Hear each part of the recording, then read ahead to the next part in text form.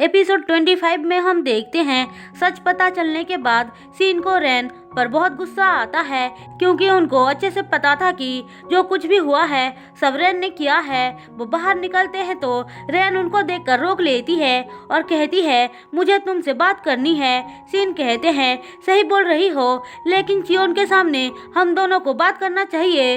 वो उसको DNA report दिखाकर बोलते हैं चलो मेरे साथ मेरी मॉम को सच बताते हैं। रैन उनको रोकने की बहुत ट्राई करती है, लेकिन वो निकल जाते हैं, इसलिए वो अपनी मॉम को मैसेज करके सब बता देती है और सीन को अंदर न आने देने के लिए बोलती है। थोड़ी देर बाद वहाँ पे हान अपनी बेटी के साथ आता है।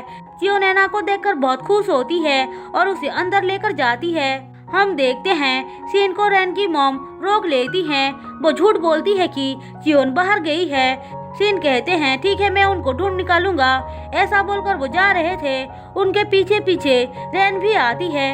उन दोनों को साथ में सेंगचुल देख लेता है तो उसकी जान निकलने लगती है, क्योंकि उसे लग रहा था कि सीन ने कहीं पेपर साइन किए हुए बात को रैन को न बता दे। रैन सीन को धमकाते हुए बोलती है चियोन को हार्ट प्रॉब्लम है, क्या तुम्हें पता नहीं है अगर तुम उनको सच बताओगे तो कुछ भी हो सकता है। वो गलती से ये बात भी रिवील कर देती है कि सॉन्ग उसकी बेटी है, उसने बेबीज को बदल दिया था। वो सीन को तड़पाने के लिए ये सब कर रही है। सच सुनने के बाद सीन को बहुत गुस्सा आता है। वो उसे बेबी के बारे में पूछते हैं और कहते हैं अगर तुमने सच नहीं बताया तो अच्छा नहीं होगा, मैंने तुम्हारी बातें रिकॉर्ड कर लिया है। अब रैन उनके सामने गिड़गिड़ाते हुए बोलती है प्लीज आप किसी को सच मत बताना, मैं फिर कभी ऐसी गलती नहीं करूंगी। ऐसा बोलकर वो रोने लगती है, लेकिन फिर भी सीन उसकी बात नहीं सुनते हैं। इसलिए रैन पास में पड़े हुए एक पत्थर को उठाने ही जा रही थी कि तभी सेंगचुल आ जाता है।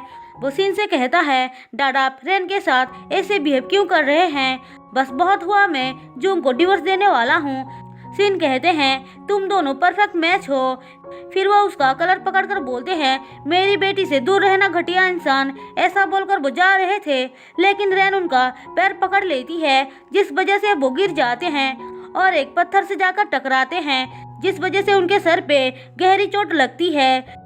वहीं दूसरी तरफ जूंग उनसे मिलने घर आई थी, लेकिन उनको घर पे ना देखकर वो चली जाती है। हम देखते हैं सेंगचुल सीन की सांसें चेक करता है, जो चल नहीं रहा था। वो इस बात से बहुत घबरा जाता है और एम्बुलेंस को कॉल करने जा रहा था, लेकिन रैन उसको रोक लेती है। वो डीएनए रिपोर्ट और फोन लेकर वहां से भाग जाती है। अब सीन शिफ्ट होकर हमें एना को दिखाया जाता है। उसके हाथ में रैन के डैड की ओरिजिनल फोटो था, जो उसे रैन के कमरे से मिला था, जिसको रैन की मॉम देख लेती है और छीनने की ट्राई करती है। वो किसी तरह से उसमें सफल भी हो जाती है। वहीं दूसरी तरफ हेई जूंग को फोन करके कह रही होती है क्या तुम सॉन्ग को लेकर मेरे घर आ सकती हो। जूंग कहती है अगर आपने सिर्फ मुझे और सॉन्ग को इनवाइट किया तो मेरी मदर इन लॉ बुरा मान जाएंगी। हेई कहती है वो मेरी फ्रेंड है, मैं फिर कभी उसे सेपरेटली ट्रीट दूंगी। अब ये बात सुनकर वो मान जाती है। अब रात को सोते टाइम जूंग अपने डैड को सपने में देखती है। वहीं दूसरी तरफ हान हॉस्पिटल में आया था एना को लेकर, क्योंकि गिरने की वजह से उसे चोट लग गई थी। तभी वहाँ पे वो सीन को देखता है। उसका एक्सप्रेशन देखकर एक नर्स पूछती है क्या तुम उसको जानते हो। हान हाँ बोलता है। वो नर्स कहती है प्लीज आप उसकी फैमिली को यहाँ पे बुला दीजिए। हान ठीक है बोलकर जूंग को फोन करके बताता है। जूंग बेचारी तो बहुत घबरा जाती है। अब सीन शिफ्ट होकर हमें रैन और सेंगचुल को दिखाया जाता है। सेंगचुल को बहुत बुरा लग रहा था, इसलिए वो सच बताने को बोलता है, लेकिन रैन उसे धमकी देती है कि अगर उसने ऐसा किया तो उसके साथ साथ वो भी फंसेगा, इसीलिए सेंगचुल चुप हो जाता है।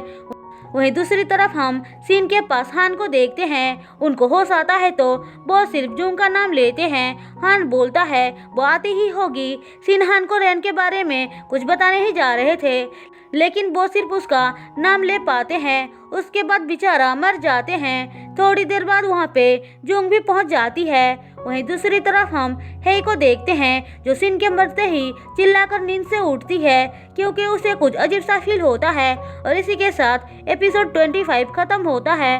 दोस्तों अगर आपको मेरी एक्सप्लेनेशन पसंद आई हो तो चैनल को सब्सक्राइब और वीडियो को लाइक जरूर कर देना।